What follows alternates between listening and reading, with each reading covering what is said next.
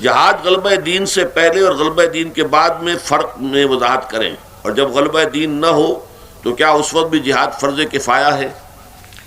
جب غلبہ دین نہیں ہے تو جہاد فرض عین ہے، لیکن جہاد سے مراد قتال نہیں ہے۔ وہ جہاد جو نفس کے خلاف ہے، وہ جہاد جو باطل نظریات کے خلاف ہے، جو دعوت کے ذریعے سے کی اپنی جانیں دینے کے لیے میدان میں آنا پڑے، یہ عین ہے، فرض عین ہے، لازم ہے۔ البتہ دین غالب ہو جائے تو جیسا کہ مولانا اصلاحی صاحب کی کتاب جو ہے بڑی بارکت الارا کتاب ہے، اور آج کئی اس کے حوالے آپ کو سنائے ہیں ہمارے عبدالرزاق صاحب نے، تو بالکل صحیح لکھا انہوں نے۔ بدقسمتی یہ ہے کہ ان کے جو اب نئے نمائندے ہیں دنیا میں، انہوں نے گویا کہ اس کتاب کو ساقط الاعتبار کر دیا ہے۔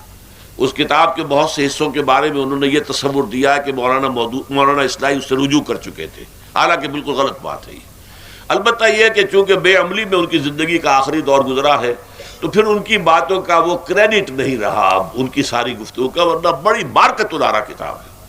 تو جیسے انہوں نے کہا تھا، بڑی پیاری مثال تھی اگر آپ نے غور کیا ہو، کہ فرض کیجئے آج ہمارے ہاں حکومت ہے اور کی معاملہ جو ہے گھر کے دروازے وغیرہ بند کر لیے، لیکن یہ کہ آپ رات کو جاگ کر پہرا تو نہیں دیتے، لیکن یہ کہ اگر فرض کیجئے نظام درہم برہم ہو جائے، کیوس ہو جائے، کرائسس ہو جائے، پھر تو ہر ایک کو نہ پولیس رہے، نہ تھانہ رہے، نہ کچھ رہے، تو ہر ایک کو جاگ کے پہرا دینا پڑے گا۔ پھر وہ فرض عین ہو جائے گا ہر ایک کے لیے اپنی حفاظت کا بندوبست کرنا، اپنے ڈیفنس کا۔ اسی طرح یہ ہے کہ اگر اسلامی ریاست قائم ہے تو افراد پر سے یہ فرض جو ہے اٹھ کر لفٹ ہو جاتا ہے، اور یہ اب حکومت کا کام۔ حکومت کے جو مسائل چاہیے اگر قوم دے دے تو باقی سب کی طرف سے فرض کفایہ ہو گیا، وہ پاؤں پھیلا کر سوئے۔ جیسا کہ میں نے کہا تھا، شام میں بھی جہاد ہو رہا تھا اور ایران میں بھی ہو رہا تھا۔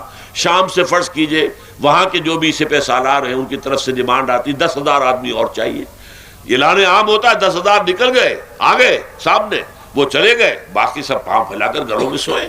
ہر ایک کے اوپر فرض نہیں ہے نکلنا۔